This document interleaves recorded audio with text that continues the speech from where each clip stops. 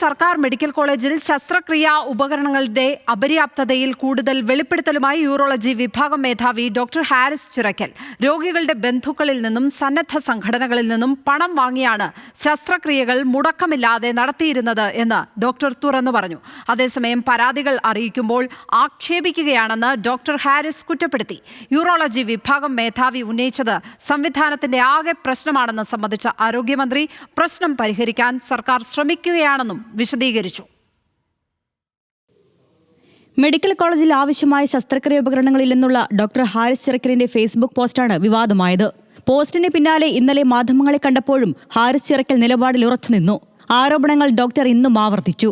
Medical കോളേജിലെ പ്രതിസന്ധി സംബന്ധിച്ച് കൂടുതൽ കാര്യങ്ങൾ തുറന്നു പറയുകയും ചെയ്തു. ഉപകരണം മാത്രമല്ല, പല ഈ ആക്സസറീസും നമ്മൾ വാങ്ങിച്ചത് പേഷ്യൻസ് വാങ്ങിച്ചു തരികയാണ്. പിന്നെ മാത്രമല്ല, നമ്മൾ മെഡിക്കൽ കമ്പനിക്കാരെ കൊണ്ടും അല്ലാതെയും ഒക്കെ പലരെ കൊണ്ടും ഔദാര്യം, ഇപ്പം UST ഗ്ലോബൽ എന്ന് പറഞ്ഞ സംഘടന, അങ്ങനെ ഒക്കെ ഓരോ അവരുടെ കയ്യിൽ നിന്നൊക്കെ നമ്മളിങ്ങനെ അപേക്ഷിച്ച് നമ്മൾ റിക്വസ്റ്റ് ചെയ്തും എരന്നും ഒക്കെയാണ് ഉപകരണങ്ങൾ വാങ്ങിച്ചു വെച്ചിട്ട് നമ്മൾ ഇത് പലപ്പോഴും ചെയ്ത് തീർക്കുന്നത്.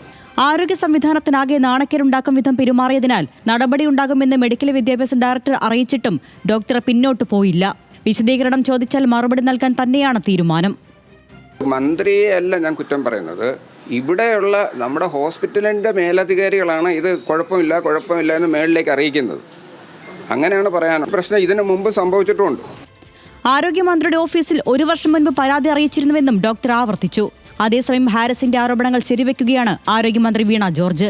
2011 മുതൽ 2025 വരെയുള്ള മുഴുവൻ ഡേറ്റയും പുറത്തുവിടാൻ ഞാൻ പറഞ്ഞിട്ടുണ്ട്. മുഴുവൻ ഡേറ്റയും അദ്ദേഹത്തിന്റെ ഇമ്മീഡിയറ്റ് ആയിട്ടുള്ള ആളുകളെ അറിയിച്ചിട്ട് അത് സാധിക്കാതെ വരുമ്പോൾ അദ്ദേഹം അത് ശ്രദ്ധിക്കേണ്ട ഇടത്ത് അത് എത്തുന്നതിന് വേണ്ടിയിട്ട് ചെയ്തത് ആയിരിക്കാം.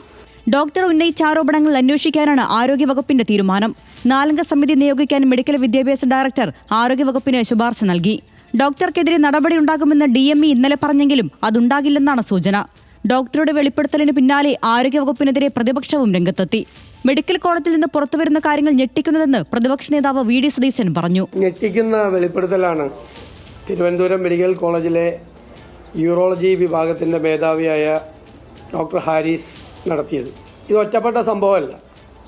ഇത് മെഡിക്കൽ കോളേജിൽ മാത്രമല്ല, എല്ലാ മെഡിക്കൽ കേരളത്തിലും, കോഴിക്കോട്, ആലപ്പുഴ തുടങ്ങിയ എല്ലാ മെഡിക്കൽ കോളേജുകളിലും സർജറി ചെയ്താൽ തുന്നിക്കൂട്ടാനുള്ള നൂല് പോലും ഇല്ലാത്ത മെഡിക്കൽ കോളേജുകൾ കേരളത്തിലുണ്ട്. ഞെട്ടിക്കുന്ന കാര്യങ്ങളാണ്. പരിഹരിക്കാനുള്ള നടപടി അടിയന്തരമായി സ്വീകരിക്കണമെന്ന് കോൺഗ്രസ് നേതാവ് രമേശ് ചെന്നിത്തല.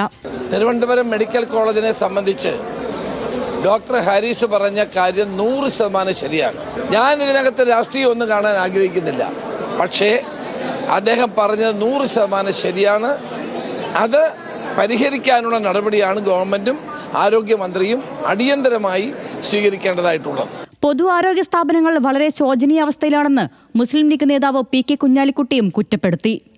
പൊതു ആരോഗ്യ സ്ഥാപനങ്ങൾ, അത് ജനറൽ ആസ്പത്രികളാവട്ടെ മെഡിക്കൽ കോളേജുകളാവട്ടെ, ഏതായാലും വളരെ ശോചനീയമായ അവസ്ഥയിലാണ് ഇന്നുള്ളത്.